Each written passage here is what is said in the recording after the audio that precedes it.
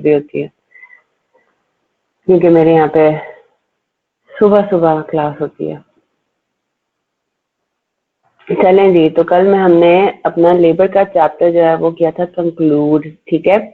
तो पहले तो मुझे बताइए कि जितना भी हमने यहाँ पे सो फार प्रैक्टिस किया है, डू यू थिंक कि कोई एक्स्ट्रा क्लास रखने की जरूरत है इस चीज की? मतलब आज तो सैटरडे हो गया, राइट? तो अगर आप लोग कहते हैं तो मैं फिर अगले सैटरडे को एक डिस्कशन क्लास रखूंगी आप लोगों की क्वेरीज की। इजी है ना, स्मॉल चैप्टर कंपैरेटिवली इजियर है, मटेरियल से बेहतर है। मटेरियल्स में तो बहुत ज्यादा कॉन्सेप्ट्स है। और अब मुझे बताइए मटेरियल्स का क्या हिसाब किताब आपका है? मटेरियल्स में किसी को कोई अभी मतलब ऑब्वियसली बात है, मैंने आपको ये बताया 100% तो क्लियर नहीं होगा कुछ भी, क्योंकि this is the first time you are studying see maths.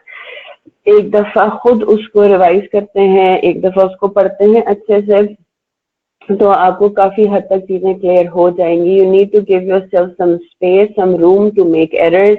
अभी जितनी मिस्टेक्स करनी है कर लें, टेस्ट में, होम असाइनमेंट्स में, क्लास वर्क में, बल्कि मिस्टेक्स करके आप ज्यादा सीखेंगे, ठीक है। मिस्टेक अगर आप कोई करते हो, जैसे फॉर एग्जांपल टेस्ट हुआ, टेस्ट के अंदर आपको कोई मिस्टेक हुई, आपको लग रहा था आपने सब बिल्कुल ठीक किया है, जब आपको टेस्ट का रिजल्ट मिला तो आपको पता चला आपने उसमें मिस्टेक्स की हुई थी, तो 99.9% चांसेस हैं कि अब आपको वो कॉन्सेप्ट जो है, जब आपको एकदम से वो झटका लगता है ना कि अरे ये क्या हुआ, ये तो मैंने ठीक किया था, राइट? या फिर वैसे ही जब कंफ्यूजन हो, आप दिमाग आपने बहुत ज्यादा लड़ाया उस चीज में, फिर जब अल्टीमेटली आपको पता चले कि किस तरह से करना है, तो उसमें एटलीस्ट मेरे साथ तो ये होता था कि मुझे थोड़ा बहुत तो याद रह जाता था कि अच्छा ठीक है इसमें मैंने ये करना है, अच्छा ये कॉन्सेप्ट है। तो वो जब आपको इस तरह से कुछ होता है तो साइकोलॉजिकली होता है कि कोई ना कोई फिर आपको चीज याद रह जाती है, ठीक है। क्लास बुक नंबर 8 में बताइए, कल हमने क्लास बुक नंबर 8 कंप्लीट किया था, हमने कर लिया था ना ये, राइट? तो इसमें किसी को कोई प्रॉब्लम, कोई मसला, कोई परेशानी क्लास वर्क नंबर 8 में क्लियर हो गया? जब एमन को क्लियर हुआ है या बाकी सबको भी हो चुका है क्लियर? बेहतरीन, हो गया, ठीक है। फिर मैंने आप लोगों को, किधर गया भाई, फिर मैंने आप लोगों को कहा था कि आप लोगों ने स्टडी टेक्स्ट की एग्जाम्पल नंबर 2 देखनी है। Example number 1 basically class work 8 ही है, तो एग्जाम्पल 2 बताइए। एग्जाम्पल नंबर 2 में किसी को कोई प्रॉब्लम, उसमें जो एक दो चीजें थी, एक तो हमने देखा था सेटअप कॉस्ट पर बैच, है ना। सेटअप कॉस्ट में कोई मसले वाली बात नहीं है, अब आप लोगों को पता लग गया कि सेटअप कॉस्ट भी हो सकता है।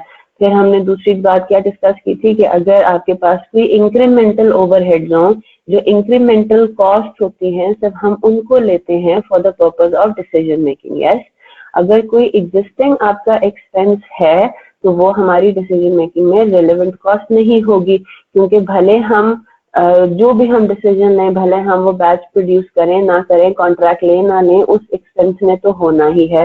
तो if there is any existing overhead, you will not be taking that for consideration of whether you should take the contract और नॉट। इस वाले सवाल के अंदर ये वाली बात तो थी ही नहीं कि हमें कॉन्ट्रैक्ट लेना चाहिए या नहीं।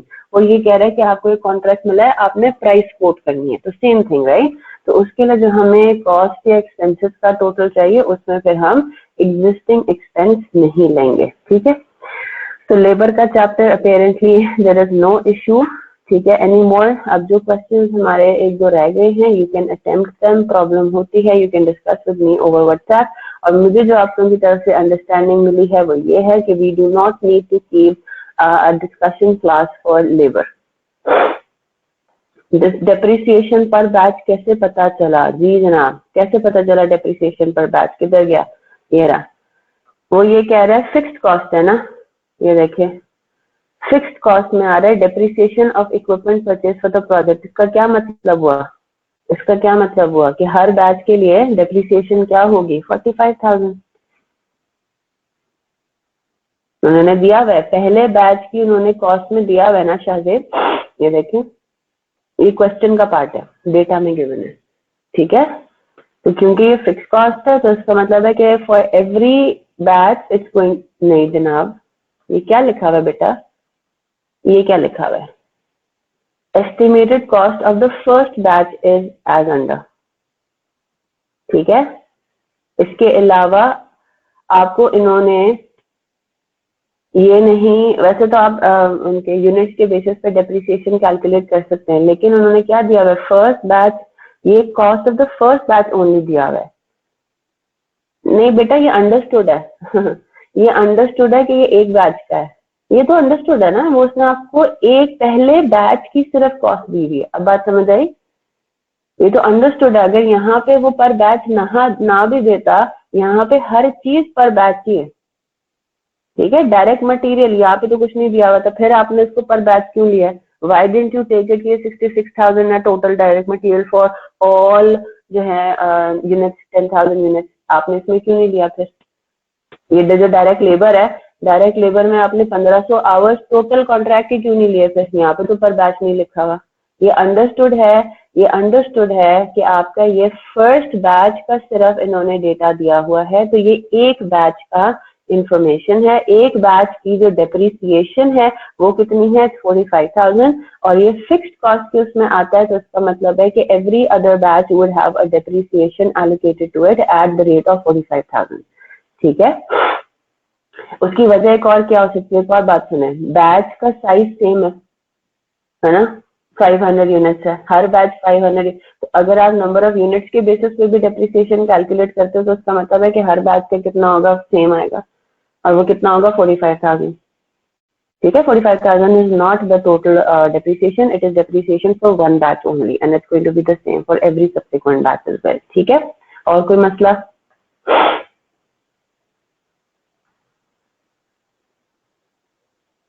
That's it, चले जी। तो अब हम ऑफिशियली अपना नया चैप्टर स्टार्ट करने जा रहे हैं, which is what, which is overhead, ठीक है। अब ओवरहेड्स को स्टार्ट करने से पहले थोड़ा सा हम इसका ऑब्वियसली बात है बैकग्राउंड देखेंगे, ठीक है। अगेन मैंने ओवरहेड्स थोड़ा सा जो है वो आपका, ओ हाँ कॉम्प्रिहेंसिव क्वेश्चन, ओ यस ओ यस ओ यस, हाँ जी। अच्छा, एक मसला क्या है, just give me a minute, मैंने उसका सोल्यूशन, हाँ जी एक minute, just give me a minute, मैं जरा सोल्यूशन उसका निकाल लूं। This conference will now be recorded.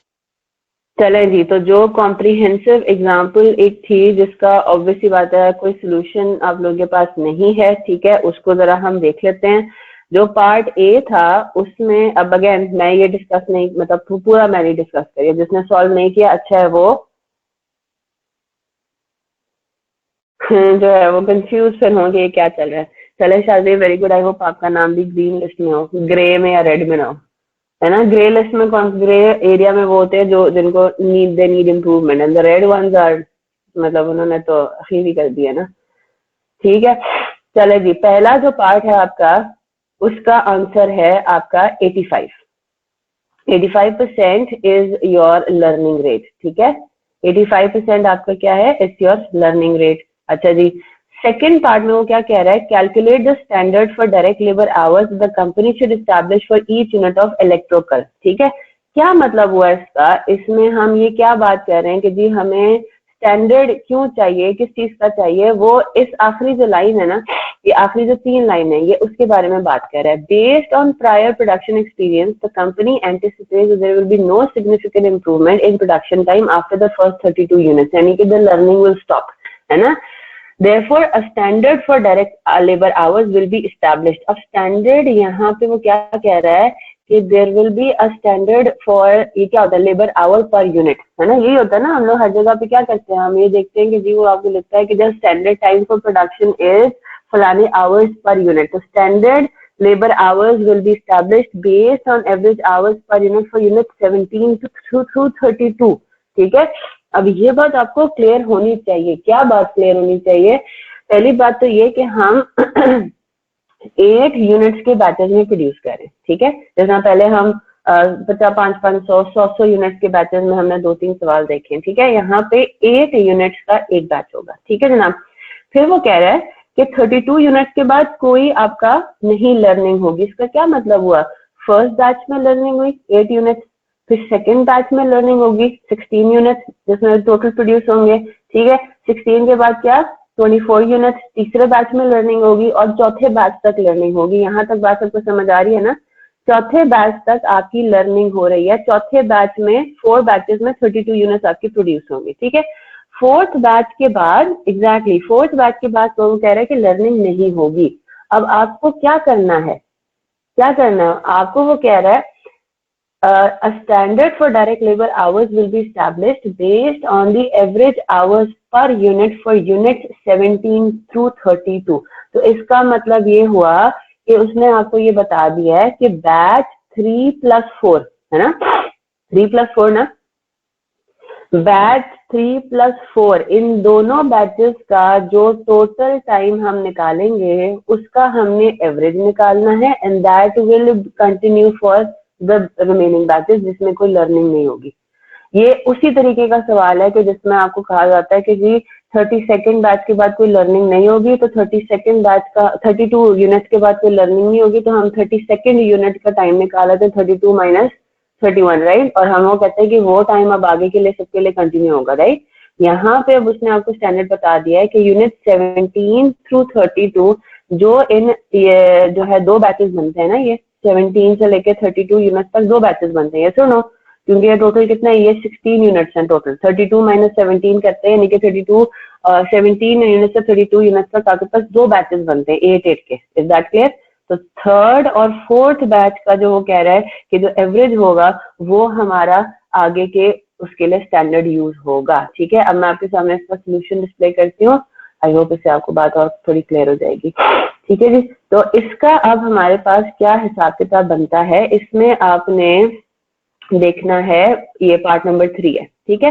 Part number 3 है, with a learning rate up to cumulative output of 32 units, average direct labor hours used to produce these 32 units should equal 85। ये तो उसने आपको वो बता दिया, ठीक है। ये क्या उसने कैलकुलेट किया, ये उसने कैलकुलेट किया 32 यूनिट्स की कंप्लीशन पे कितने आवर्स जो है वो लगने हैं, ठीक है, 32 यूनिट्स की कंप्लीशन पे।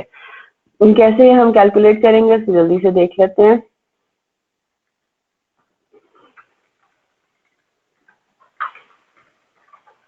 ठीक है। कॉम्प्रिहेंसिव एग्जाम्पल को सॉल्व करें, and this is part number D. अच्छा जी, क्या कैलकुलेट करेंगे, y is equal to a x raise to the power b से जरा सॉल्व करें for 30x is equal to 32 unit. हाँ जी, सॉल्व करें, y क्या आता है for x is equal to 32।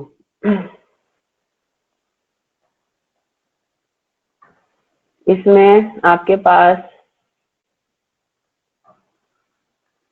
क्या सिचुएशन है, a क्या है 3200, ठीक है, a कितना है 3200, x को लेंगे 32 raise to the power b 85% का लॉग ले लें, क्या आंसर आ रहा है?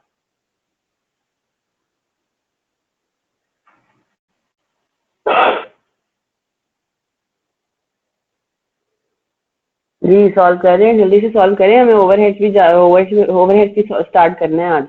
1420 1419.8, ठीक है शायद, अब बेहतर है कि डेसिमल्स में ले लें, 1419.8 आवर्स, ठीक है। अच्छा, ये क्यूमुलेटिव आ गया ना, ये वाई आपने मुझे बताया,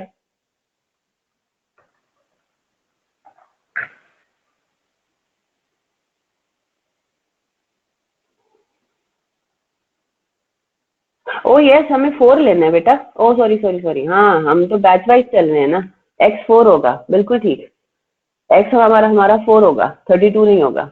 अब सॉल्व करें, एक्स इज इक्वल टू 4 होगा, सस्टेन, गुड पॉइंट।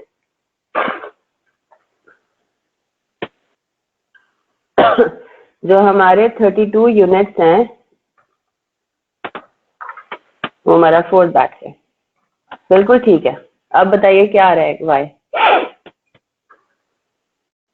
2313.49, ठीक है, आज इसके इसी के आसपास होगा, 2312 भी चलेगा, वो आपके डिपेंड करता है कि आपने कितने जो है up to how many decimals have you taken the index, learning index, right. तो y इज इक्वल टू 2313.49 आवर्स पर यूनिट, है ना। तो हमें क्या चाहिए, हमें तो टोटल जो है वो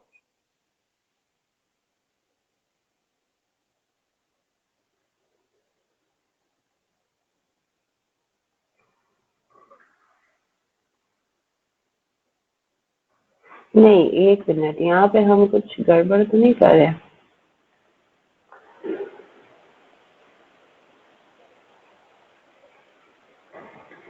यहाँ पे हमारे पास पर बैच आएगा ना?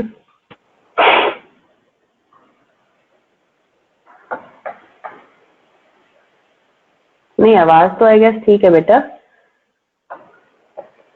आप माइक्रोफोन लगा लो।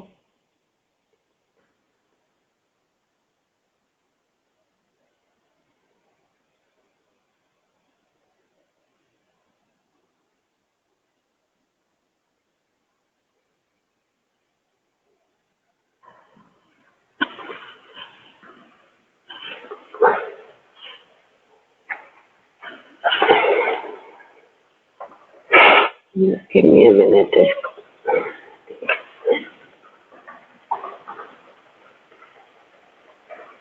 ठीक है जी, ये आंसर आपके पास पर बैच आ रहा है। ठीक है, तो टोटल आवर्स फॉर 4 बैचेस, ये अब हम बैच वाइज चल रहे हैं। ठीक है, टोटल आवर्स फॉर 4 बैचेस कितना होगा? 2313.49 मल्टीप्लाइड बाय 4, है ना? हम फोर्थ बैच का टोटल निकाल रहे हैं, तो आपके पास कितना आ रहा है? 2313.49 मल्टीप्लाइड बाय 4, ये तो हो गया 9254 फॉर 32 यूनिट्स। यस और नो, है ना? 9254 हो गया फॉर 32 यूनिट्स। अब उसने आपको बोला है कि 17 to 32 इन दोनों जो बैचेस है इनका जो एवरेज आएगा ना, तो वो हमने बेसिकली यूज करना है। तो अब हम क्या निकालेंगे? टोटल आवर्स निकालेंगे फॉर 2 बैचेस। यस और नो, यानी कि थर्ड और फोर्थ का बेसिकली हमें टोटल नंबर ऑफ आवर्स चाहिए। तो जरा इसको सॉल्व कीजिए। टोटल आवर्स फॉर 2 बैचेस के अंदर अब आपने y is equal to ax raise to the power b में x को यूज करना है एज 2। हाँ जी, सॉल्व कीजिए। क्या आंसर आ रहा है? y का क्या आंसर आ रहा है, जल्दी से बताएं। ये असल में सोल्यूशन मैं इसका जो है वो ठीक तरीके से मतलब हम अपने स्टेप बाय स्टेप उसका मैं इंशाल्लाह अपलोड कर दूंगी। मुझे आप मंडे तक का टाइम दें, ठीक है? सोल्यूशन में टाइप करके इसका अपलोड कर दूंगी कि जो बुकिश सोल्यूशन है वो ऑब्वियसली बात है थोड़ा सा डिफरेंट है। ठीक है, तो मतलब इन द सेंस कि वो एक्सप्लेन थोड़ा डिफरेंट तरीके से किया हुआ है। 2720.87 आवर्स पर बैच। यस, तो टोटल आवर्स कितने होते हैं? Total hours for 2 batches, first 2 batches, वो हो जाएगा 2720.87 मल्टीप्लाइड बाय 2। चलें जी, यहाँ तक बात क्लियर है? ठीक है, अच्छा अब हमने क्या करना है? अगर हम इन दोनों आवर्स का डिफरेंस लें, ठीक है, इन दोनों आवर्स का अगर हम डिफरेंस लेंगे, ऑब्वियसली बात है 9254 ये ज्यादा है, तो जो हमारे पास डिफरेंस आवर्स आ रहे हैं वो हम क्या कहेंगे कि वो कितने जो है वो कौन से बैचेस का टाइम है? Total time for third and fourth batch, है ना? डिफरेंस जो है वो बीच में जो 16 यूनिट्स हैं यानी कि 2 बैचेस हैं उनका हमें टाइम पता लग गया, which is what 3812। This is total actual time, है ना?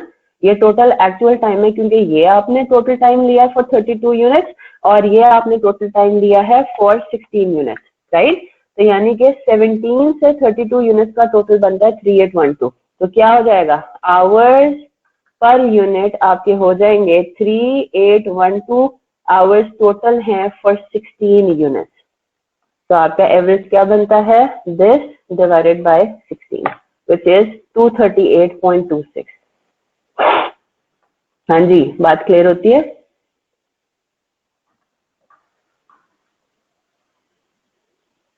ये ठीक है, 238 आवर्स पर यूनिट ये आपका स्टैंडर्ड। तो अब आप क्या कहेंगे? अब जहाँ पे आपकी लर्निंग रुक जाएगी, अब यहाँ पे देखिए डिफरेंट तरीके से हुआ हुआ है, हम उसको हम लोग अपने तरीके से सॉल्व कर रहे हैं। ठीक है, तो हम क्या कहेंगे कि जैसे ही लर्निंग स्टॉप होगी तो फिर हम स्टैंडर्ड अपना क्या कहेंगे कि भाई जहाँ पे लर्निंग आपकी खत्म हो रही है ना वहाँ पे अब कंटिन्यू कॉन्स्टेंट क्या होगा? अब हम कहेंगे कि जी अपने सारी वर्किंग वगैरह के लिए हम कहेंगे कि 230 कितना है 238.26 हमारा आवर पर यूनिट लगना चाहिए, है ना? This is going to be, अब उसके लिए ओवर टाइम वगैरह के लिए अब हम उसको अगर तो कोई सिनेरियो बनता है तो हम उसको यूज करेंगे। अब बताइए, अब क्वेश्चन और सॉल्व हो जाएगा। अगला पार्ट क्या कहता है? अगला पार्ट आपको कहता है after the first 32 units were manufactured the company was asked to submit a bid on an additional 96 units, what price should the company bid on this order of 96 units? आसान है ना? अब क्या होगा? फर्स्ट 32 यूनिट्स के बाद आपके पास additional 96 units का ऑर्डर आया, तो उस पे कितने आवर्स लगेंगे? सिंपल है, अब यहाँ पे कोई लर्निंग अप्लाई नहीं हो रही है ना। अब इस एडिशनल कॉन्ट्रैक्ट के ऊपर कोई लर्निंग अप्लाई नहीं हो रही, तो इसका क्या मतलब है, हमारा जो डायरेक्ट लेबर है कितने आवर्स लगेंगे एडिशनल 96 यूनिट्स के 238.26 आवर्स पर यूनिट निकाला, तो 238.26 multiplied by 96 multiplied by rate, ठीक है ना। अब सॉल्व हो जाएगा। डायरेक्ट मटेरियल का, रॉ मटेरियल का आपको बताया हुआ है, आपको लेबर रेट बताया हुआ है 25 पर आवर है, वेरिएबल फैक्ट्री ओवरहेड बताया हुआ है, और हम इसको आगे जाके चलेंगे। लेकिन हाँ फरजीन बिल्कुल ठीक है, अगर यहाँ पे कुछ लिखा हुआ ना होता ना तो हम फोर्थ बैच का टाइम लेते और वही कंटिन्यू करते, लेकिन यहाँ पे उसने आपको पॉलिसी बता दी है, उसने यहाँ पे आपको पॉलिसी बता दी है। उसने ये कहा है कि आपको स्टैंडर्ड जो है वो सिर्फ फोर्थ बैच का नहीं लेना, वो कह रहा है कि स्टैंडर्ड आप थर्ड और फोर्थ का बनेगा, ठीक है, मैनेजमेंट पर डिपेंड करता है, वो जितना भी स्टैंडर्ड रखे, है ना। तो थर्ड और फोर्थ इन दोनों बैचेस के जितने भी यूनिट्स हैं उनका एवरेज वो कह रहा है कि अब हम हमारा एवरेज जो है ना वो स्टैंड, आपको इतनी बात तो समझ में आ गई ना कि एक्चुअल और स्टैंडर्ड डिफरेंट होंगे प्रैक्टिकली स्पीकिंग। स्टैंडर्ड तो मैनेजमेंट ने अपनी वर्किंग वगैरह के लिए रखा होता है कि भाई देखें हमारे हिसाब से हमारे वर्कर्स की परफॉर्मेंस ये होनी चाहिए कि सिर्फ मतलब अराउंड 238 आवर्स पर यूनिट लगे, है ना। तो वो उसको बेंचमार्क रखेंगे टू डिटरमिन कि भाई हमारे वर्कर्स बहुत ज्यादा टाइम तो नहीं लगा रहे, या हमारे वर्कर्स बहुत ज्यादा स्पीड में तो नहीं काम कर रही है ना, कि क्वालिटी कॉम्प्रोमाइज हो रही हो, ठीक है। तो एक्चुअल तो वैसे ही स्टैंडर्ड से डिफरेंट होता है प्रैक्टिकली स्पीकिंग। तो स्टैंडर्ड तो उसने सिर्फ एक बेंचमार्क हमारी मैनेजमेंट ने रखा होता है कि भाई हमारे नजदीक जो है ना एवरेज टाइम इतना लगना चाहिए, इसके आसपास, इसके लगभग लगना चाहिए। और अगर बहुत हाई या बहुत लो होता है तो फिर वो कोई अपनी स्ट्रैटेजी नई डिवाइस करते हैं, कोई पॉलिसी लेकर आते हैं। अगर फॉर एग्जाम्पल बहुत ज्यादा टाइम एक्चुअली लगा रहे हैं तो फिर उनको पता चलेगा कि जी कोई इंसेंटिव वगैरह देना चाहिए हमें, ठीक है, वो तो बात की बात है। अभी हो जाएगा पार्ट सी सॉल्व। आज फिर कॉम्प्रिहेंसिव एग्जाम्पल का सोल्यूशन अपलोड होगा, इसका फिर मैं सोल्यूशन मंडे को ही डिस्प्ले करूंगी कि क्या price should the company bid on this order of 96 units, part C का सोल्यूशन जो है, ठीक है। चलें, दैट्स इट। अब बताइए मुश्किल था क्या? ये जो स्टैंडर्ड की कैलकुलेशन थी मुश्किल तो नहीं थी ना, उसने आपको बता दिया कि 17 थ्रू 32 यूनिट्स आपने उसका एवरेज निकालना है। 17 थ्रू 32 आप बोलेंगे जी 16 यूनिट्स बनते हैं, इसका मतलब 2 बैचेस, यानी कि इसने थर्ड और फोर्थ बैच का आपको बताया हुआ है कि आपने लेना है। एक और बात हल्की से रिवाइज कर दूं, वो ये है कि अगर आप बैच वाइज चीजों को लेकर चल रहे हैं तो फिर जो वाई का आंसर आता है ना, हाउ मेनी आवर्स और क्यूमुलेटिव आवर्स पर यूनिट नहीं आएगा, फिर क्यूमुलेटिव आवर्स पर बैच आएगा, याद रखिएगा।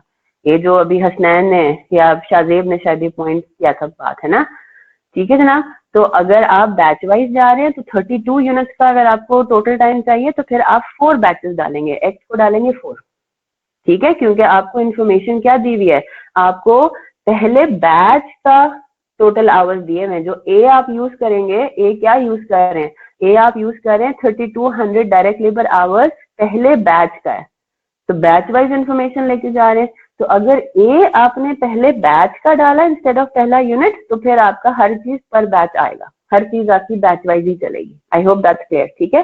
तो यहाँ पे हम x इज इक्वल टू 4 लेंगे, ठीक है, 32 यूनिट्स की कैलकुलेशन के लिए x इज इक्वल टू 4 लिया। आपके पास जो y आएगा cumulative average hours per batch आएगा, और अगर आपको फिर टोटल 32 यूनिट्स का टोटल आवर्स चाहिए तो फिर आप मल्टीप्लाइड बाय 4 ही करेंगे, मल्टीप्लाइड बाय 32 नहीं करेंगे, ठीक है, क्योंकि ये आपके पास आवर्स पर बैच आ रहा है। I hope that's clear, confusion इसमें नहीं होनी चाहिए। चले जी, अब हम अपना स्टार्ट करने जा रहे हैं नया chapter which is what, overhead, ठीक है।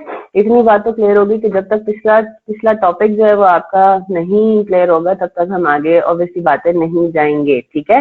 तो पूरी क्लास को एज अ होल इस बात पे क्लैरिटी होनी चाहिए कि मैंने जो है एटलीस्ट अंडरस्टैंडिंग पे कॉम्प्रोमाइज नहीं करना, जस्ट टू सेव टाइम, ठीक है जनाब। ओवरहेड्स के ऊपर हम आते हैं, क्योंकि देखिए कोर्स तो कंप्लीट इंशाल्लाह हो ही जाएगा, वो तो उस पर तो आप लोगों ने कोई फिक्र करनी ही नहीं है, उसकी तो कोई परेशानी नहीं है। मेरा ऑब्जेक्टिव है कि कंप्लीट हो और अंडरस्टैंडिंग आप लोगों की एज मच एज पॉसिबल हो। अब उसके लिए जो है हम कोई स्ट्रैटेजी इंशाल्लाह डिवाइस कर लेंगे कि थोड़ा स्पीड अप करने के लिए, वो इंशाल्लाह उसको हम इम्प्लीमेंट कर लेंगे इन दिसंबर एंड जनवरी, ठीक है। ओवरहेड्स, पहली बात तो ये टर्म ऐसा है जो आप लोगों ने, जी जनाब ओवरहेड्स नया टॉपिक है, तो ओवरहेड्स एक ऐसी चीज है जो कि आप लोगों ने पहले थोड़ी बहुत पढ़ी हुई है, ठीक है। ओवरहेड्स बेसिकली होते क्या है, क्या होते हैं ओवरहेड्स, क्या अंडरस्टैंडिंग है?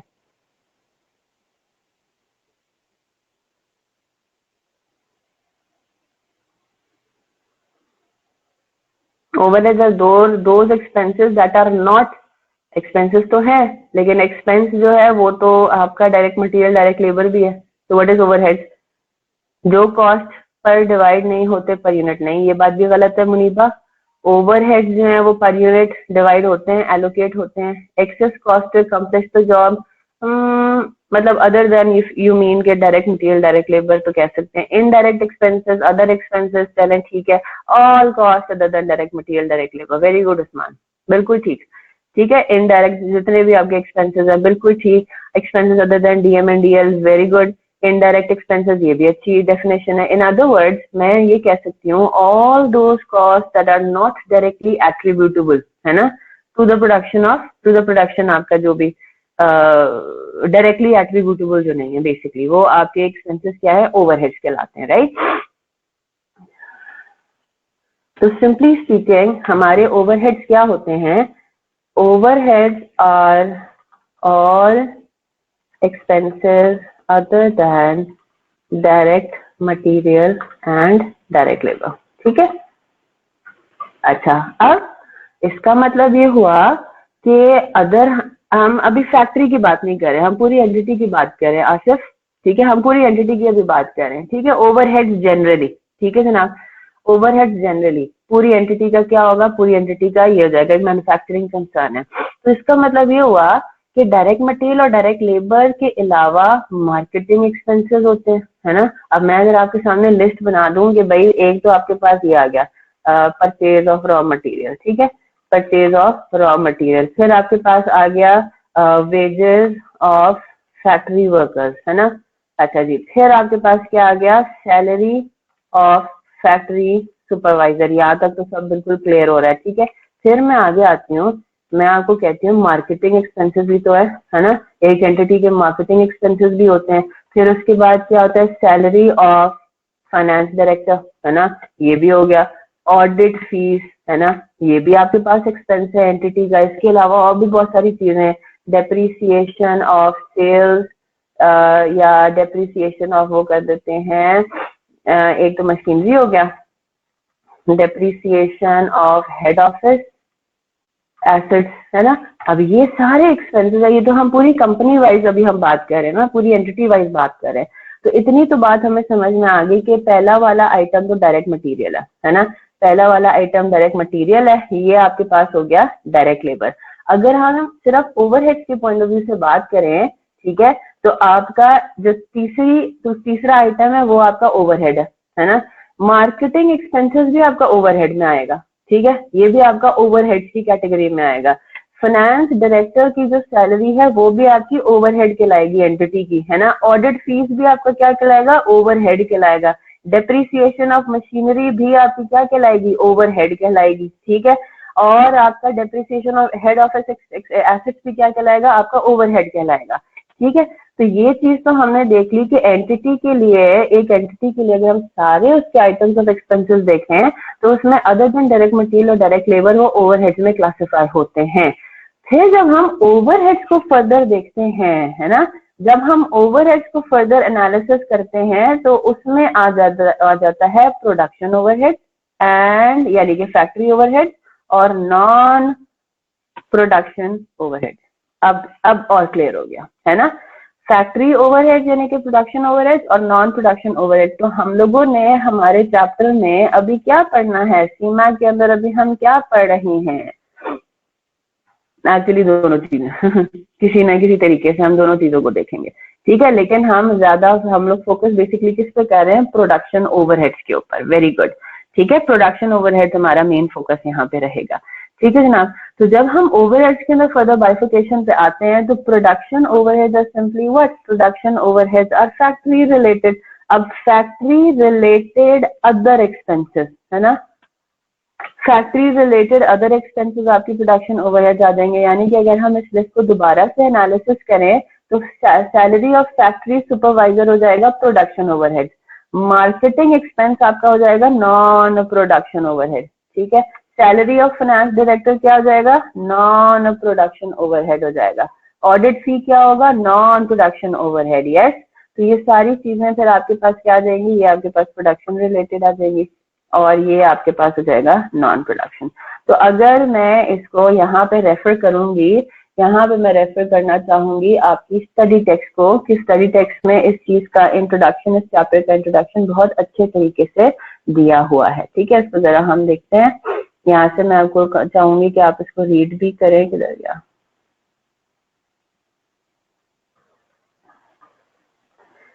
ये अब वीकेंड पे मैं आपको ये रीड करने के लिए भी दूंगी, क्योंकि इसमें काफी चीजें ऐसी हैं जो कि बेसिकली आपकी रिवीजन है। आपको मैं रिवीजन के लिए भी क्या हो गया, खोला हुआ तो था अभी, ये रहा, ये रहा, ये रहा, चले जी, ठीक है। तो हम इधर आ जाते हैं। तो इधर इन्होंने अच्छे तरीके से फ्लो चार्ट के फॉर्म में वही वाली बात की है जो मुझे यहाँ पे रिपीट नहीं करनी, बिल्कुल बेसिक बातें हैं, तो वो यहाँ से आप पढ़ लेंगे, ठीक है। ये है चैप्टर नंबर 3 ओवरहेड्स, और पैक क्वेश्चन बैंक में शायद ये चैप्टर डी है, if I am not wrong, ठीक है। चले जी, तो पहले तो उसने यहाँ पे आपको बताया है मैन्युफैक्चरिंग एक्सपेंसेस के बारे में, उसके ऊपर अभी हम आते हैं, ठीक है। यहाँ पे हम आ जाते हैं इधर। अगर हम इस फ्लो चार्ट को देखें तो ओवरहेड्स आपके पास दो किस्मों के होते हैं, एक होता है प्रोडक्शन ओवरहेड्स, एक होता है नॉन प्रोडक्शन ओवरहेड्स, ठीक है। प्रोडक्शन ओवरहेड्स में फिर आगे फर्दर दो कैटेगरीज आएंगी जिनको हमें देखना है, फिक्स्ड ओवरहेड और वेरिएबल ओवरहेड, ठीक है। तो इस चैप्टर में हमने बेसिकली ये देखना है कि जी अगर फिक्स्ड ओवरहेड होता है तो उसकी एलोकेशन क्या होगी, ठीक है, किस तरीके से होती है, वेरिएबल ओवरहेड्स का क्या हिसाब किताब है। नॉन प्रोडक्शन ओवरहेड में फिर अगर हम आगे फर्दर देखते हैं तो वो क्या आता है, admin and marketing, admin selling and distribution in other words, है ना। और उसमें भी हम फिक्स्ड और वेरिएबल में उसको जो है वो कर सकते हैं। अब वेरिएबल मार्केटिंग ओवरहेड हो सकता है, यानी कि अगर हम नॉन प्रोडक्शन की बात करें तो मार्केटिंग ओवरहेड आपके वेरिएबल सेंस में हो सकते हैं, कि जाहिर सी बात है जितने यूनिट्स है उस हिसाब से आपकी मार्केटिंग चले, है ना, इस हिसाब से भी हो सकता है। चले जी आगे चलते हैं। फिर उसके बाद मैन्युफैक्चरिंग एक्सपेंसेस के ऊपर अब हम आ जाते हैं, ठीक है। मैन्युफैक्चरिंग अगर आपसे कोई टोटल पूछे है कि जी what is the total manufacturing, अब देखिए हम लोगों ने बड़े कोशिश की है कि हम बड़े स्ट्रक्चर्ड तरीके से अपना पूरा ये स्टडी करें, ठीक है। आपको ये बात पता है कि टोटल जो प्रोडक्ट कॉस्ट होती है वो 3 टाइप्स की होती है। तो अगर मैं पूछूं कि टोटल आपके मैन्युफैक्चरिंग एक्सपेंसेस कितने थे इस साल, तो आप मुझे पहले बताएंगे डायरेक्ट मटेरियल कंज्यूम कितना था, यस, ये हमने पूरा चैप्टर स्टडी कर लिया उसके लिए, उससे रिलेटेड, राइट, इन्वेंट्री रिलेटेड। फिर उसके बाद आप कहेंगे प्लस हम करना है उसमें हमने direct labour, yes, direct labour का भी अब हमने स्टडी कर दिया, और अब हम तीसरे उस पर आ रहे हैं विच इज ओवरहेड, ठीक है।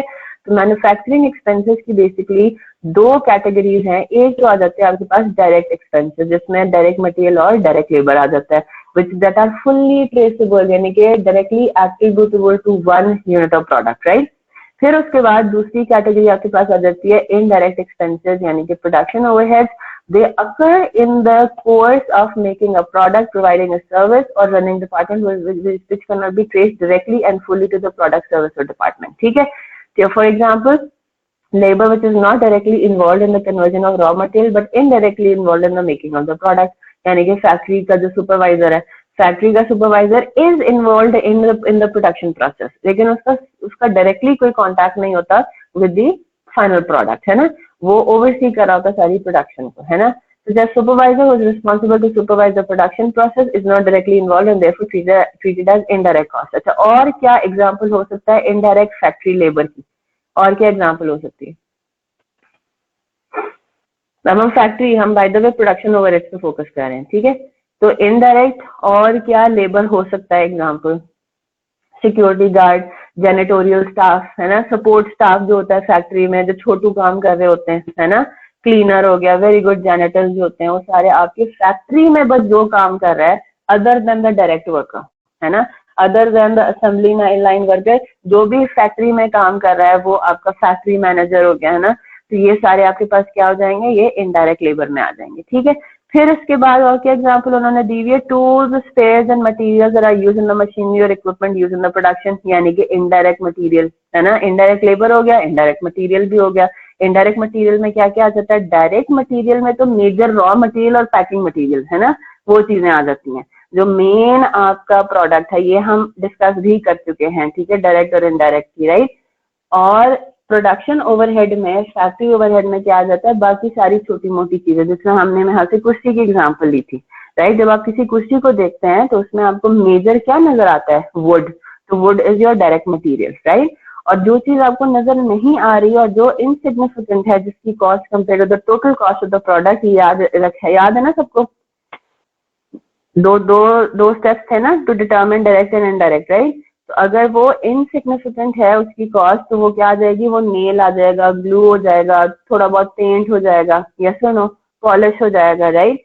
एग्जैक्टली, आइडेंटिफाइबल भी होना चाहिए और सिग्निफिकेंट भी होना चाहिए for in order to be established as direct, right.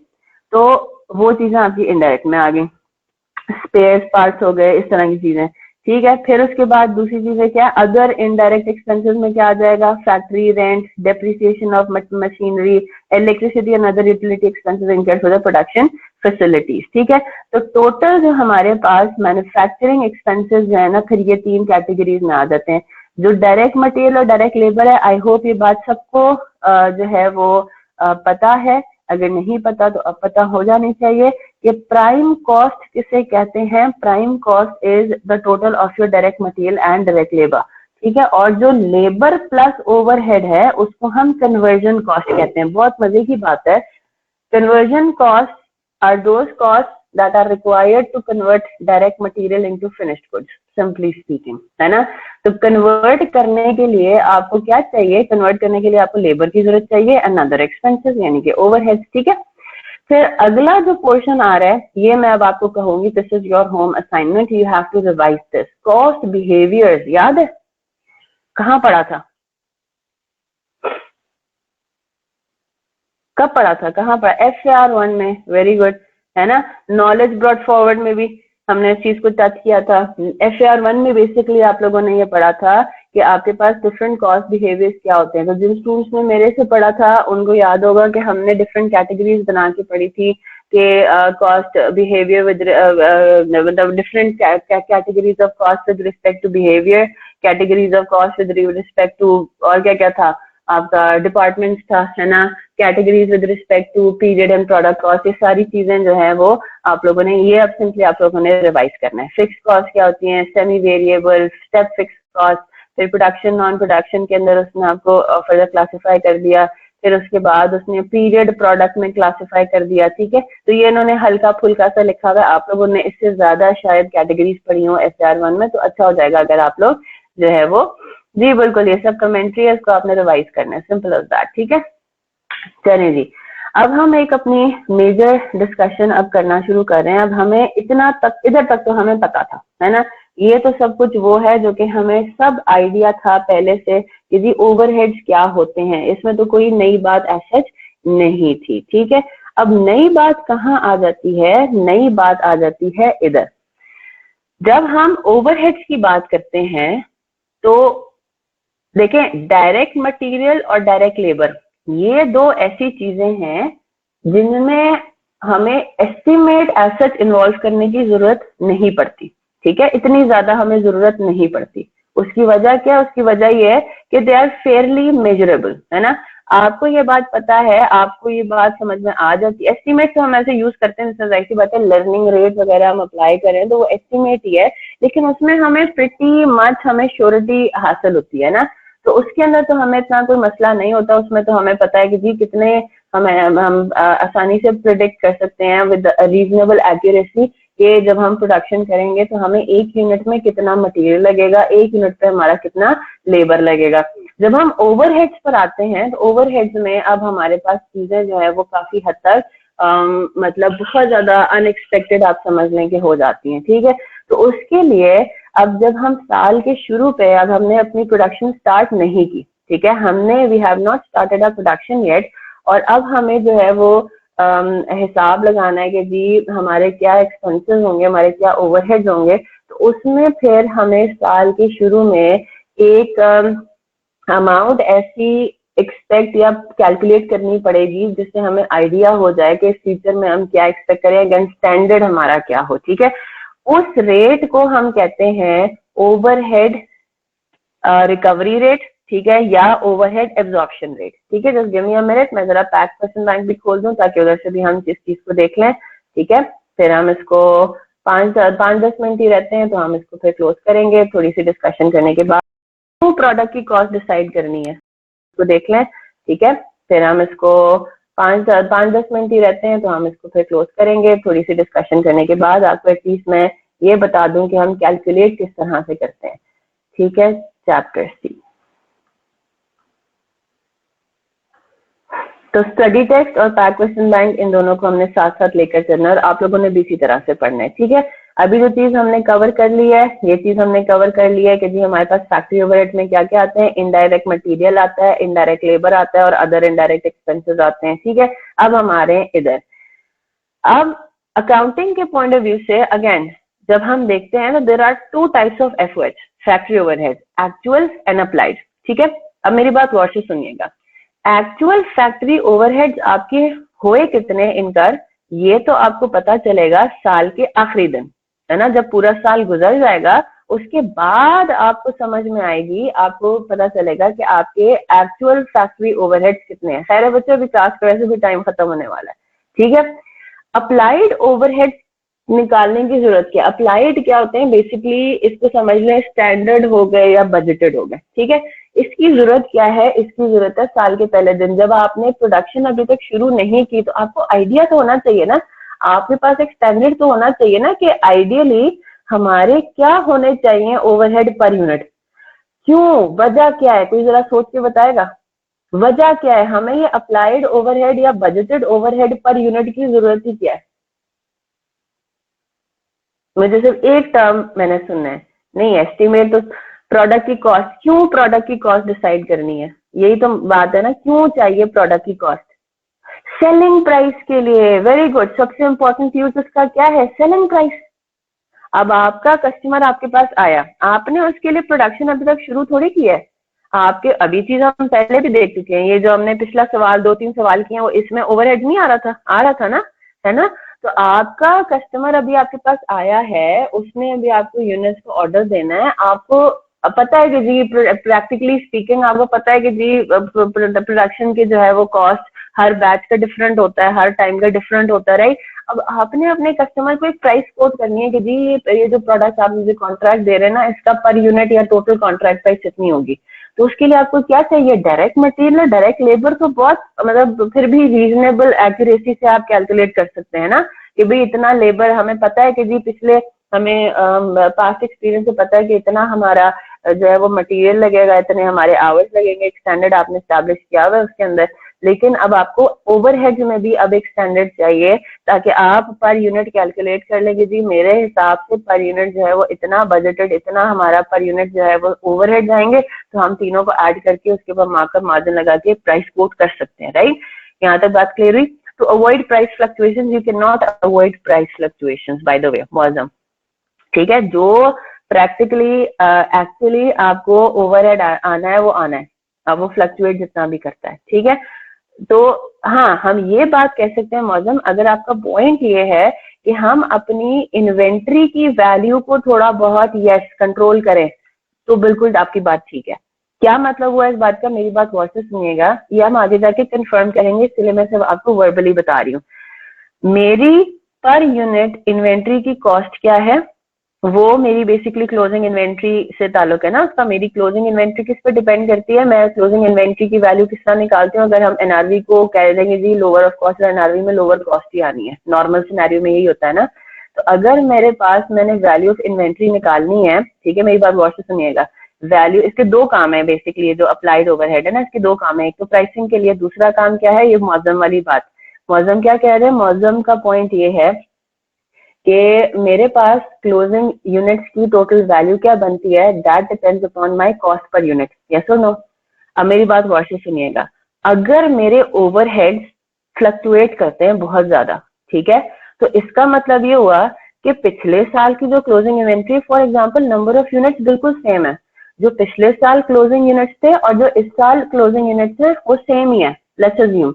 लेकिन पिछले साल की कॉस्ट पर यूनिट बहुत कम थी क्योंकि ओवरहेड्स हमारे कम थे। इस साल लेट्स अज्यूम पेट्रोल की प्राइसेस बहुत इंक्रीज की, डॉलर का रेट हमारा फ्लक्चुएट बहुत किया, तो हमारे ओवरहेड्स भी बहुत बढ़ गए, यस और नो।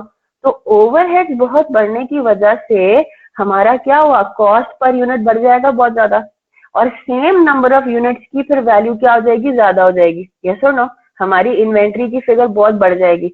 और प्रूडेंस कॉन्सेप्ट आपको ये मना करता है ना, प्रूडेंस कॉन्सेप्ट क्या कहता है कि वो इन्फ्लेटेड नहीं होना चाहिए। तो ये तो आपके लिए बड़ा अच्छा मौका है फ्रॉडुलेंट रिपोर्टिंग के लिए। आप कहेंगे अपनी वैल्यू ऑफ इन्वेंट्री बहुत ज्यादा दिखा दें, तो ये तो कंसिस्टेंसी और उस चीज को, बहुत सारे हमारे प्रिंसिपल्स को वायलेट करता है फिर, है ना। तो इसका मतलब ये हुआ कि ये तो हमारे लिए जो है बड़ी अच्छी बात हो जाएगी कि जी ओवरहेड हमारे फ्लक्चुएट करें इस तरह। अच्छा, फिर अगले साल फिर लेट्स अज्यूम ओवरहेड कम हो जाते हैं बहुत ज्यादा, हमारी चीजें काफी हद तक इकोनॉमी कंट्रोल हो जाती है। तो ये चीज तो हमें कुछ समझ नहीं आ रही कि भाई नंबर ऑफ यूनिट्स जो है वो क्लोजिंग डेट पे हमेशा सेम ही होते हैं, हमें तो इस तरीके से अपनी इन्वेंट्री को कंट्रोल करते हैं, ठीक है, कि नंबर ऑफ यूनिट्स हमारे कंसिडरेबली सेम ही होते हैं हर साल के एंड पे, लेकिन हमारी इन्वेंट्री की वैल्यू देखें कभी क्या होती है कभी क्या होती है। तो ये चीज तो हमें कंट्रोल करनी है ना। तो अब हम क्या करेंगे, सैयद नबी साहब हम उस साइड पे नहीं जा रहे, ठीक है। तो इसका मतलब ये हुआ कि हमारी इन्वेंट्री में भी काफी हद तक कंसिस्टेंसी आनी चाहिए, और उसके लिए फिर हम क्या यूज करते हैं, फिर हम उसके लिए यूज करते हैं बजटेड या अप्लाइड ओवरहेड, ठीक है। अब मेरी बात गौर से सुनिएगा, ये हम आगे जाके देखेंगे। क्लोजिंग इन्वेंट्री की कॉस्ट पर यूनिट में एक्चुअल ओवरहेड्स पर यूनिट नहीं लेते, मजे की बात, बल्कि क्या लेते हैं, something called applied overheads per unit, ठीक है, budgeted overheads per unit, to avoid price fluctuation. Very good, ठीक है। तो मौजम अगर आपका पॉइंट ये था तो बिल्कुल सही बात है आपकी, ठीक है। अब हम इसको देखेंगे, इसीलिए मैं लिखवा नहीं रही क्योंकि ये चीजें हमें आगे यही तो देखनी है, ठीक है जी। तो ये आपको कहेगा कि जी अब्जॉर्ब या अप्लाइड सेम चीज है, absorb applied is the same thing, ठीक है। तो अब सवाल ये उठता है कि हमें एंट्री किस में होगी बेटा, क्लोजिंग स्टॉक में तो एंट्री नहीं जाती ना मोहसिन, एंट्री होगी तो सही, मैं बात कर रही हूँ कि क्या उसका इम्पैक्ट क्लोजिंग इन्वेंट्री पे पड़ेगा, नहीं, वो तो फिर पीरियड कॉस्ट के लिए में चार्ज हो जाएगा ना, ओवर या अंडर अप्लाइड आपने पढ़ा हुआ है, एग्जैक्टली वो तो कॉस्ट ऑफ सेल में जाएगा ना। मैं बात कर रही हूँ कि इन्वेंट्री की फिगर को कंसिस्टेंट रखने के लिए, इन्वेंट्री की क्लोजिंग स्टॉक की फिगर को कंसिस्टेंट रखने के लिए हम जो है वो अप्लाइड ओवरहेड लेते हैं, ठीक है। हाँ, लेकिन ऑब्वियसली बात है आपने ओवरहेड्स तो एक्चुअली चार्ज करने हैं, वो तो फिर अंडर या ओवर अप्लाइड का कॉन्सेप्ट, इसीलिए मैं अभी समझा नहीं रही क्योंकि जो फर्स्ट टाइम सारे पढ़ रहे हैं वो कंफ्यूज ना हो, ठीक है। तो यहाँ पे फिर हमारे पास आता है कि ओवरहेड अप्लाइड, एफओएच अप्लाइड की जब हम बात करें कि what is meant by factory overhead, applied factory overhead या एब्जॉर्ब फैक्ट्री ओवरहेड, तो उसका क्या फॉर्मूला बनता है, something called base multiplied by overhead absorption rate, ठीक है। अब मेरी बात गौर से सुनिएगा, हमने जितने भी अभी क्वेश्चंस किए हैं, जिस तरह फॉर एग्जांपल कौन सा सवाल था, ये था, ठीक है। यहाँ पे ये वाला नहीं था, बल्कि आगे एक दो एग्जांपल्स में हमने ये देखा था ना कि उसने आपको बताया हुआ था कि ओवरहेड पर यूनिट किस रेट से अप्लाई वो होना है, अप्लाई होना है, यानी कि इस्तेमाल होना है, राइट, किस क्या यूनिट आपने क्या पर यूनिट लेना है। तो वो बेसिकली आपको मैंने ये बात बताई थी कि आपने फॉर द टाइमिंग क्या कहना है, आपने ये कहना है कि ओवरहेड जो है ना वो पर लेबर आवर हम यूज करते हैं। क्या मतलब हुआ पर लेबर आवर यूज करते हैं, उसका मतलब ये हुआ कि आपको वो दे देगा कि ओवरहेड पर लेबर आवर कितना है, एक लेबर आवर का ओवरहेड कितना लगना है वो आपको बता देता है, इतना 220 रुपीज पर आवर, ठीक है, पर लेबर आवर। तो ये चीज अब हम यहाँ पे समझेंगे, ठीक है। जब आप अप्लाइड फैक्ट्री ओवरहेड की बात कर रहे होते हैं ना, तो उसमें देयर आर डिफरेंट बेसिस जो आप यूज कर सकते हैं, और वो डिफरेंट बेसिस क्या क्या है उनको जरा देख लेते हैं। ये सब चीजें फिर मैं आपको मंडे को ही लिखवाऊंगी, अब सिर्फ यहाँ से रीड कर लेते हैं, ठीक है। क्वेश्चन में आपको ये बात बताई जा सकती है कि आपने ओवरहेड्स को अप्लाई करना है on the basis of direct material cost, ठीक है। तो क्वेश्चन में आपको ये दे दिया जाएगा कि overheads are applied at the rate of 20% of direct material cost. तो इसका क्या मतलब हुआ कि जितना भी आपका डायरेक्ट मटेरियल कॉस्ट निकलेगा उसका 20% आपने ले लेना है as your budgeted, as your applied factory overhead. Simple as that. अभी ये सिर्फ हमें ये चीज पढ़ेंगे किस तरीके से स्टेटमेंट में आपको दिया जाएगा, ठीक है। मैं दोबारा रिपीट कर रही हूँ, एक्चुअल फैक्ट्री ओवरहेड्स कुछ और होंगे और अप्लाइड फैक्ट्री ओवरहेड्स आपको कुछ और निकालने होंगे। ये जो हम बेसिस बात कर रहे हैं, ये बात करें अप्लाइड फैक्ट्री ओवरहेड्स की, ये आप इस तरह से कैलकुलेट करेंगे, ठीक है। इसी तरह से आपको क्वेश्चन में ये भी दिया जा सकता है कि जी आपका जो बेसिस ऑफ फैक्ट्री ओवरहेड्स है, those are not direct material cost, that is direct labour cost. तो डायरेक्ट लेबर कॉस्ट का भी इसमें परसेंटेज कोई ना कोई दिया होगा, 10% of direct labour cost is going to be your applied factory overhead, ठीक है। इसी तरह से वो आपको ये भी कह सकता है कि टोटल प्राइम कॉस्ट का एक सर्टेन परसेंटेज हमारा ओवरहेड अप्लाइड फैक्ट्री ओवरहेड की फिगर बनेगी। यानी कि फॉर एग्जांपल वो कह सकता है कि 30% of your prime cost is going to be your, मतलब ये आपका ओवरहेड अब्जॉर्प्शन रेट है, ठीक है। आपके फैक्ट्री ओवरहेड्स आपकी इस तरह से निकलेंगे। तो 20% of your total direct material plus direct labour cost is going to be your applied factory overheads, ठीक है, योर बजटेड फैक्ट्री ओवरहेड्स। इसी तरह से वो आपको ये भी कह सकता है कि जिस तरह हमने पढ़ा है 400 rupees per machine hour is going to be your factory overheads. तो टोटल जितने भी मशीन आवर्स लगेंगे मैंने ये एक्सपेक्टेड है उनका जो है वो 400 उसको मल्टीप्लाई कर देंगे तो हमारे पास आ जाएगा कि हमारे बजटेड या एक्सपेक्टेड फैक्ट्री ओवरहेड्स कितने हैं, ठीक है। इसी तरह से वो आपको कह सकता है कि इतने फलाने रुपीज पर लेबर आवर आपको बता दे। तो लेबर आवर जितने भी एक्सपेक्टेड है, ठीक है, वो आप उसमें लर्निंग कर्व वगैरह अप्लाई करेंगे। जितने भी आपके लेबर आवर्स एक्सपेक्टेड है उसका फॉर एग्जाम्पल 200 रुपी पर डायरेक्ट लेबर आवर आपने कैलकुलेट कर लिया कि जी आपके ओवरहेड बजटेड फैक्ट्री ओवरहेड है। इसी तरह से नंबर ऑफ यूनिट प्रोड्यूस पे भी बेस कर सकता है वो, है ना। वो ये कह सकता है कि 1000 रुपए पर यूनिट आप एक्सपेक्ट कर रहे हैं कि आपका बजटेड फैक्ट्री ओवरहेड होगा। तो जितने भी आप एक्सपेक्ट कर रहे हैं कि जी यूनिट्स प्रोड्यूस आपने करने हैं, ठीक है, उसको मल्टीप्लाइड बाय 100 करेंगे तो हम कहेंगे कि ये हमारी फिगर बनती है किसकी, एक्सपेक्टेड बजटेड फैक्ट्री ओवरहेड्स की, ठीक है जनाब। तो ये हमारे क्या कहलाते हैं, अप्लाइड एफओएच। और एफओएच अप्लाइड का क्या है, there will be a certain base, या तो direct labour cost, direct material cost, prime cost per labour hour, per machine hour, per unit, right. ये हमारी बेसिस है। मल्टीप्लाई करेंगे उसको किससे, there will be a certain overhead absorption rate. अब या तो ओवरहेड एब्जॉर्प्शन रेट आपको क्वेश्चन में दिया हुआ होगा, ठीक है, या आपको खुद कैलकुलेट करना होगा। तो ओवरहेड एब्जॉर्प्शन रेट को समझने के लिए हम एक छोटी सी एग्जांपल अपने पास कर लेते हैं, ठीक है। एग्जांपल यहाँ पे दी हुई नहीं है, डायरेक्टली क्लास बुक 1 पे आए हुए हैं, तो हम जरा जल्दी से अपने पास एक एग्जांपल लिख लेते हैं।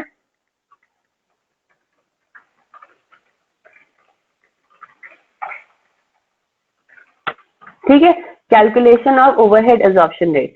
अब पहली बात तो ये, इस बात को आप समझ लीजिए कि ये जो ओवरहेड एब्जॉर्प्शन रेट की कैलकुलेशन होती है, जी जनाब, मैं बस 5-10 मिनट और लूंगी, just give me a minute, मैं अपना फिर चार्जर ले आऊं।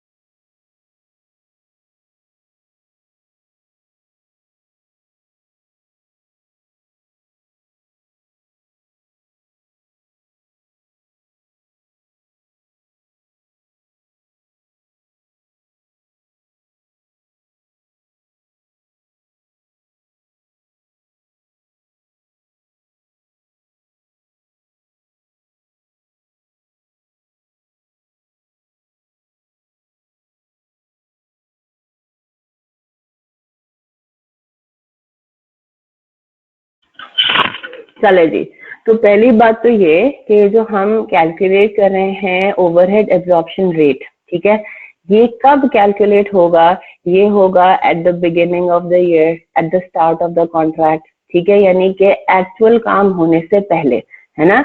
क्योंकि आपको एक्चुअल काम करने से पहले आपके पास एक एस्टिमेट होना चाहिए for different purposes, for various purposes, right. तो ये सिर्फ प्राइसिंग, अगर आपको सिर्फ प्राइसिंग करनी है तो आप ये नहीं कहेंगे सिर्फ अगर प्राइस आपसे मांगी जाए तो हम प्रैक्टिकली जो है वो ओवरहेड एब्जॉर्प्शन रेट निकालते हैं। ओवरहेड एब्जॉर्प्शन रेट आपका मस्ट है, आप ये करते ही करते हैं। यानी कि इसका ताल्लुक सिर्फ कॉन्ट्रैक्ट के होने ना होने से नहीं है, इसका ताल्लुक सिर्फ कॉन्ट्रैक्ट की प्राइसिंग डिसीजन अगर लेनी है सिर्फ उसका ताल्लुक उससे नहीं है। ये आपने हर हाल में साल के शुरू में करना है, क्योंकि मैंने आपको थोड़ा सा ये बता दिया कि हमारी जो इन्वेंट्री की वैल्यू होती है वो भी ओवरहेड एब्जॉर्प्शन रेट पे डिपेंड करती है rather than the actual overhead पर यूनिट। ठीक है, तो आपका ये किस तरीके से अब हम कैलकुलेट करते हैं, इसके लिए अब हम एग्जाम्पल नोट कर लेते हैं। ठीक है, एग्जाम्पल आपको दी हुई है। अब इस एग्जाम्पल में आपको क्या लगता है, क्वेश्चन में आपको क्या दिया जाएगा? आपको सारे बजटेड ओवरहेड दे दिए जाएंगे, है ना, और आपको बजटेड ओवरहेड जो है वो कैलकुलेट बेसिकली करना है on the basis of some base, right. वो आपको क्वेश्चन में बेस भी बता देगा कि आपने ओवरहेड किस हिसाब से निकालना है, पर यूनिट निकालना है, पर लेबर आवर निकालना है, पर डायरेक्ट मशीन आवर निकालना है, व्हाट, राइट। इसको जरा देख लेते हैं, जल्दी से कॉपी कीजिएगा। Following information relates to the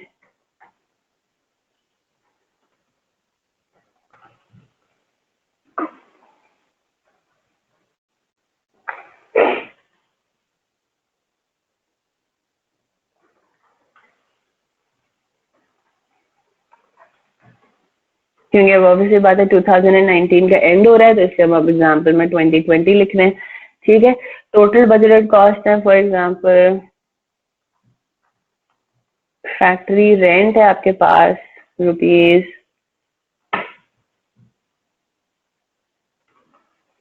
1.5 million.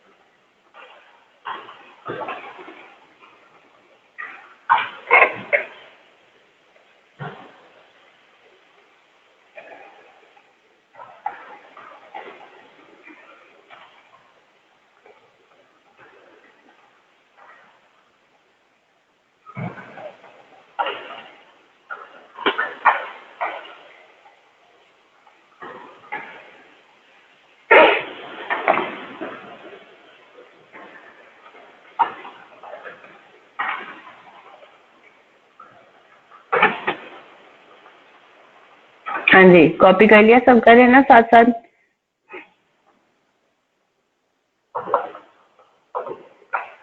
ठीक है।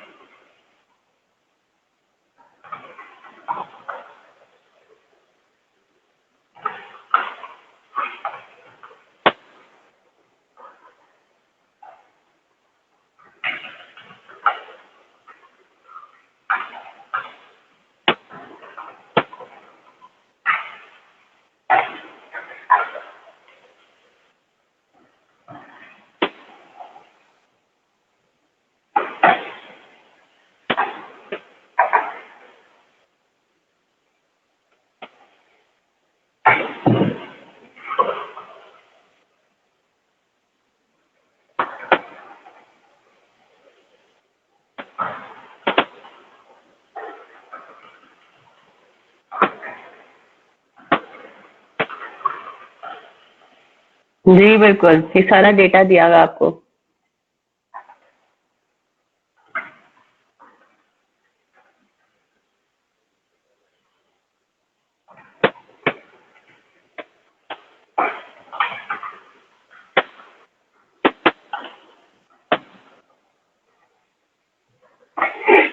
जी, एग्जाम्पल अभी हम देख रहे हैं calculation of overhead absorption rate के अंदर। Following information relates to the budget for 2020। Total budgeted cost है factory rent, salary of factory manager, insurance of head office assets, insurance of factory assets, repair and maintenance, direct material दे दिया हुआ है आगे bracket में 20 per unit 1 million rupees, direct labour 200 per unit 8 million rupees. ये सारा budgeted है, ठीक है। Total cost of non current assets है, प्लांट एंड मशीनरी है 9 मिलियन, अदर फैक्ट्री इक्विपमेंट है 5 मिलियन और हेड ऑफिस के एसेट्स हैं 3 मिलियन के। डेप्रिसिएशन का रेट आपको बता दिया गया है 10% for plant and machinery, 15% for factory equipment and 20% for all other non current assets. Required है calculate overhead absorption rate for 2020 based on direct labour hours and units produce, ठीक है। तो सबसे पहली बात आपके पास क्या है कि आपका ओवरहेड एब्जॉर्प्शन रेट का क्या फॉर्मूला है। Overhead absorption rate is equal to total factory overhead, total production related overhead divided by जो भी आपका टोटल यूनिट या डिवाइड कर देंगे बेसिस से, ठीक है। जो भी आपका बेसिस में आपके पास आ रहा है। अब हमने ये चीज पढ़ी कि बेसिस बहुत डिफरेंट हो सकते हैं, है ना। आपके पास डायरेक्ट लेबर आवर्स भी हो सकते हैं, मशीन आवर्स भी हो सकते हैं। अगर आपको तो पर समथिंग चाहिए, राइट, पर बेसिस आपको चाहिए, राइट। आपके पास क्या हो सकता है, पर यूनिट भी हो सकता है, ठीक है जी। तो अगर आपको क्वेश्चन में दिया हुआ है कि जी डायरेक्ट लेबर आवर्स निकालने, तो डिवाइड बाय हो जाएगा total number of direct labour hours budgeted, right, expected. इसी तरह से अगर आपको यूनिट प्रोड्यूस मांगा गया तो आपने डिवाइड कर देना उससे कितने टोटल एक्सपेक्टेड प्रोडक्शन से, राइट। यहाँ तक बात क्लियर होती है। तो सबसे पहले पार्ट ए पार्ट बी दोनों के लिए आपको क्या चाहिए, टोटल फैक्ट्री ओवरहेड्स यानी कि टोटल प्रोडक्शन ओवरहेड्स। तो टोटल प्रोडक्शन ओवरहेड्स आपके पास कौन कौन से होंगे, इस चीज को हम देख लेते हैं। फैक्ट्री रेंट लेंगे, है ना, फैक्ट्री रेंट हमारा प्रोडक्शन रिलेटेड है। Salary of factory manager, yes this is our overhead as well. अगर अच्छा जी, फिर उसके बाद insurance of head office assets आपका नहीं होगा। Insurance of factory assets is your factory overhead. Repair and maintenance हम अज्यूम करेंगे जी मशीनरीज की होती है मेजर, तो रिपेयर एंड मेंटेनेंस भी आपका फैक्ट्री रिलेटेड है। Direct material is not your factory overhead, है ना, जैसे ये तो आपका डायरेक्ट मटेरियल है।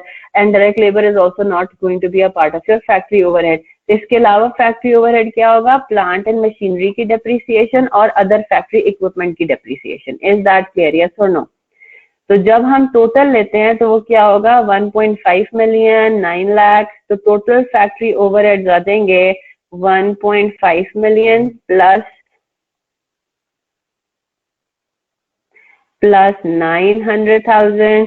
फिर हम और ऊपर आते हैं और क्या क्या है बेटा, फैक्ट्री ओवरहेड्स क्या क्या है। हम ओवरहेड एब्जॉर्प्शन रेट कैलकुलेट कर रहे हैं, तो फैक्ट्री ओवरहेड्स कौन कौन से हैं हमारी पूरी लिस्ट में, फैक्ट्री रेंट हमारा फैक्ट्री ओवरहेड है, salary of factory manager factory overhead है, insurance of head office assets, head office का तो हमारे से कोई ताल्लुक नहीं ना, वो तो एडमिन एक्सपेंस है, this is not related to production. Yes, insurance of factory assets हमारा फैक्ट्री ओवरहेड है, रिपेयर एंड मेंटेनेंस हमारा फैक्ट्री ओवरहेड है, डायरेक्ट मटेरियल डायरेक्ट लेबर हमारे ओवरहेड थोड़ी होते हैं, है ना, डायरेक्ट मटेरियल और डायरेक्ट लेबर तो हमारे ओवरहेड नहीं होते, तो उसको भी हम नहीं लेंगे। ठीक है नवीद साहब।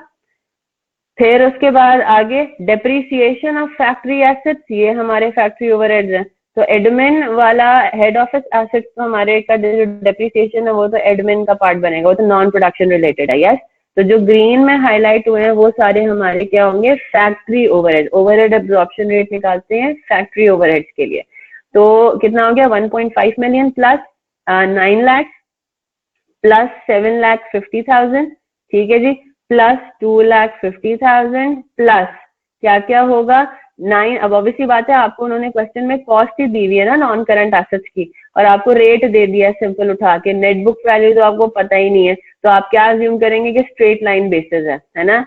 तो 9 मिलियन का 10% और 5 मिलियन का 15%, ठीक है, 5 मिलियन का 15%, ये आपके पास दो डेप्रिसिएशन आ जाएंगी। चलें जी, इसको सॉल्व कीजिए। टोटल फैक्ट्री ओवरहेड्स आपके पास ये सारे, क्या आंसर आ रहा है?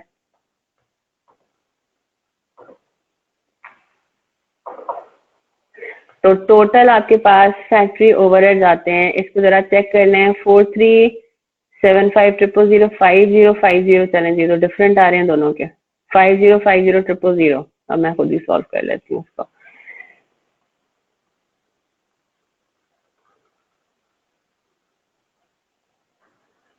5050 है,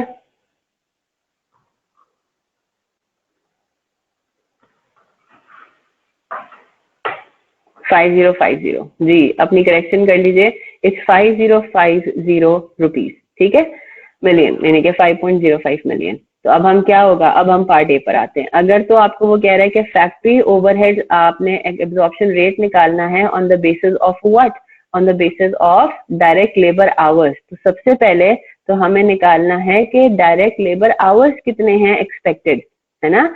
हमारे पास डायरेक्ट लेबर आवर्स तो क्वेश्चन में दिया हुआ ही नहीं है, किस तरह से निकालेंगे। उन्होंने आपको total budgeted direct labour cost दी हुई है, और साथ ही उन्होंने आपको बताया है कि it is calculated using a budgeted rate of 200 per hour. तो इसका मतलब है कितने आवर्स उसने यूज किए हैं, 8 मिलियन डिवाइडेड बाय 200, है ना। तो कितने डायरेक्ट लेबर आवर्स बनते हैं, 8 million divided by 200 is equal to 40,000। ये आपके पास बजटेड डायरेक्ट लेबर आवर्स है। अब हो जाएगा solve. Overhead absorption rate on the basis of direct labour hours would be how much, 505000 divided by ये रुपीज है, डिवाइडेड बाय क्या हो जाएगा 40,000 आवर्स। तो अब टू या 3 डेसिमल प्लेसेस रखेंगे तो ये आपके पास आ जाता है 126.25 rupees per direct labour our, ठीक है। DLH लिखें ताकि आपको पता भी चले कि क्या बेसिस है, क्योंकि बेसिस आपको पता है डिफरेंट है, ठीक है, हर मतलब they can be multiple basis. तो 126.25 rupees per direct labour our के हिसाब से इसका मतलब है हमने बजट कर दिया कि 1 घंटे में हमारा जो ओवरहेड लगेगा वो लगेगा 126.25, ठीक है। तो इससे भी आप सारे ये आपके पास बजटेड आ गया हिसाब के साथ।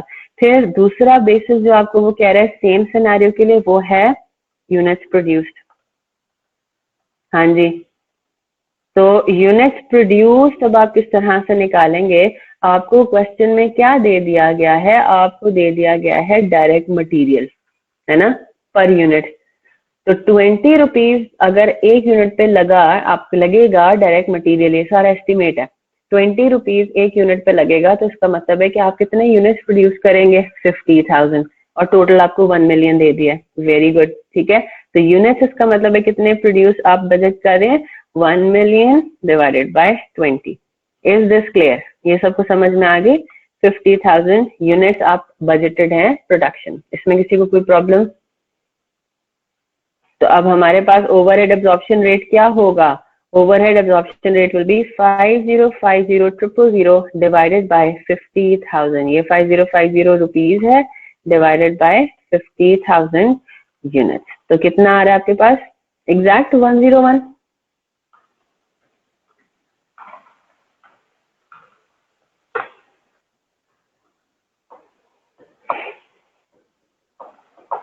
हाँ जी। अब ओवरहेड एब्जॉर्प्शन रेट को ओवरहेड रिकवरी रेट भी कहते हैं, ठीक है, overhead recovery rate, ORR।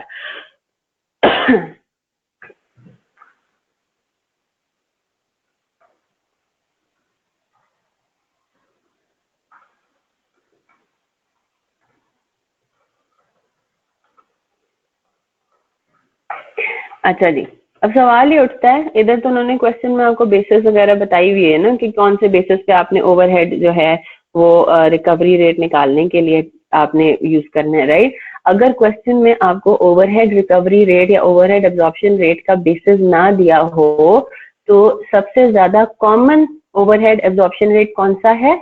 Labour hours, direct labour hours, ठीक है। तो अगर आपको कोई क्वेश्चन में नहीं दिया हुआ तो डायरेक्ट लेबर आवर्स।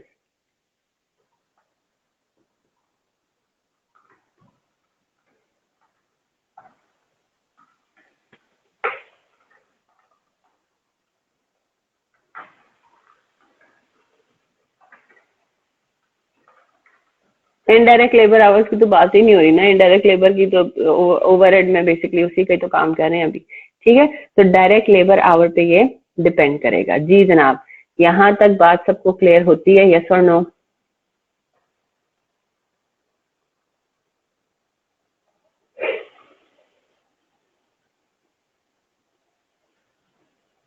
ठीक है जी।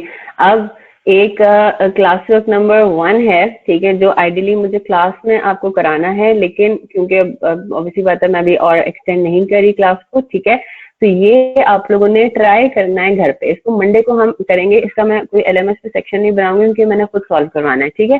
पार्ट ए अभी आपने नहीं करना क्योंकि अभी आपको नहीं पता कि अंडर एब्जॉर्ब्ड और ओवर एब्जॉर्ब्ड फैक्ट्री ओवरहेड्स क्या होते हैं, ठीक है। इसके बारे में भी आपने पार्ट ए को सॉल्व नहीं करना, पार्ट बी को कोशिश करनी है सॉल्व करने की, ठीक है। इसको देखेंगे और क्या रिवाइज करना है आपने, आप लोगों का टेस्ट भी थर्सडे को आ रहा है, ठीक है। थर्सडे को आप लोगों का लेबर का टेस्ट भी है, तो वो भी आप लोग उसका रिवाइज करें वीकेंड पे, और इंशाल्लाह फिर मंडे से हम फुल फ्लेजेड क्वेश्चंस को सॉल्व करने की पोजीशन में आ जाएंगे इंशाल्लाह, ठीक है जनाब। ओवरहेड का हैंडआउट शेयर नहीं होगा, आप लोगों ने प्लीज परचेज करनी है पैक, क्योंकि पैक की जो हैंडबुक है वो आप परचेज करें, ठीक है, क्योंकि I am basically barred to share दीजिए, यहाँ पे कॉपीराइट्स के इशू आ रहे हैं ना, ठीक है। तो सिर्फ 2 जो है, ओ लेबर में जर्नल एंट्रीज तो रहेगी, चले वो मंडे को कर लेते हैं, ठीक है शाहजेब। मंडे को इंशाल्लाह आप लोग मुझे याद करें, तो मुझे याद ही नहीं रहा, लेबर के जर्नल एंट्रीज रह गई हैं, ठीक है। मैंने आपको कहा था कि मुझे याद कराना है ये, चलें जर्नल एंट्री सिर्फ रह गई है। और प्लीज जिन्होंने पैक का हैंडबुक नहीं खरीदा वो खरीद लें, क्योंकि अब मैं ओवरहेड्स का चैप्टर जो है अपलोड मैं नहीं करी, मुझे परमिशन नहीं बेसिकली इसकी, ठीक है। You need to purchase your handbook. और मैंने आपको पहले भी ये बात बोली है, ये सिर्फ ये बात नहीं है कि जी मैं पैक की जो है वो कमाई बढ़ा रही हूँ। आप लोग अगर नोट करें ना तो जो हार्ड में जो बुक्स होती हैं उनसे पढ़ना ज्यादा बेहतर है, ठीक है।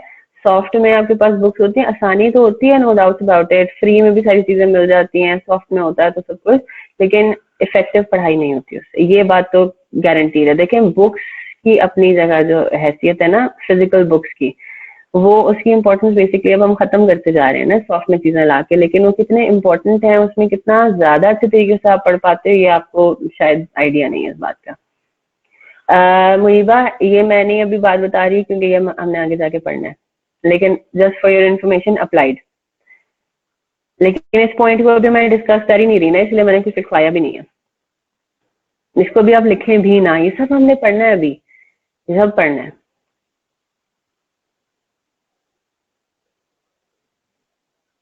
ठीक है। चलें क्लास वर्क 1 का पार्ट बी जो है वो आपने एक नजर मारनी है उस पर, ये मैं खुद भी करवाऊंगी, लेकिन अच्छा है अगर एक दफा खुद भी देख लेंगे, टाइम मिलता है तो पढ़ाई के लिए वीकेंड पे पार्टी से हटके, ठीक है।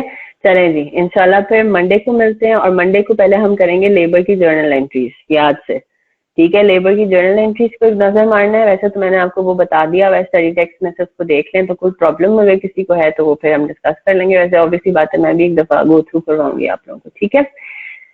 चलें जी, इंशाल्लाह फिर मंडे को मिलते हैं। Till then have a very good weekend. दुआ में याद रखिएगा। अल्लाह हाफिज।